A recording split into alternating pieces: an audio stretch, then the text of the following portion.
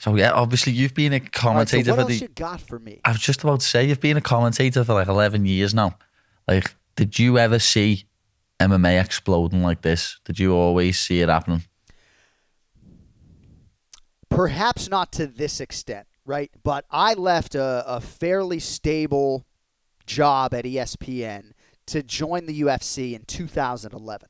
And there were certainly people in my life at that time who said, you've been working as a broadcast journalist this whole time to get to ESPN. You finally barged the door down. You're in the building. Why are you leaving for the UFC right now? So the answer is because I believed in Dana White and the UFC and this sport to get to that requisite next level. I put my chips in the center of the table. I mean, I bet all in on the UFC. And part of it was because I was working as a boxing radio guy for years. And I didn't know really what mixed martial arts was. And then in 2007, my boxing radio show was invited to go cover an MMA event. And from that moment on, my whole vision changed. I mean, I walked out of that arena in Tunica, Mississippi that night thinking like, I don't even like boxing anymore. Like, look how much more exciting this sport is than boxing. Look at how much more this sport has to offer.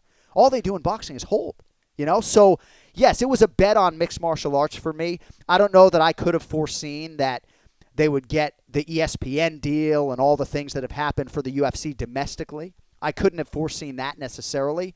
I always knew how big the sport was globally, but I didn't expect us to get this big, at least in North America, this quickly. So, yeah, I bet on the right guy, Dana, and I think I bet on the right sport, and just trying to earn that seat, you know, every pay-per-view out, man. Yeah, you fully earned that seat. Don't be worrying about that.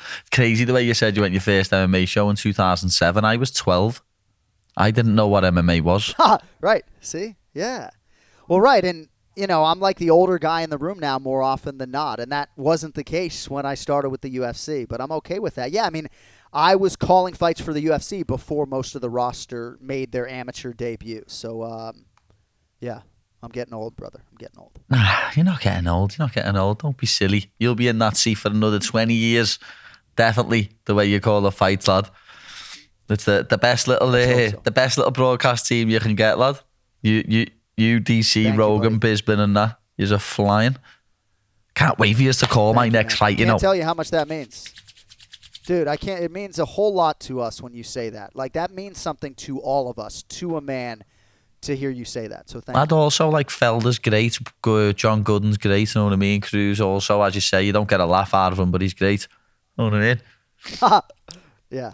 Yeah. He can be a funny prick when we're not on the air, but when we're on the air, he's so focused on the fighting, and he's just such an MMA mind that he you know, not too much time for fun and games, but I love my guy Dom Cruz. Yeah, he looks like a serious dude when he's on the comms, like serious. Oh, he's great. No doubt.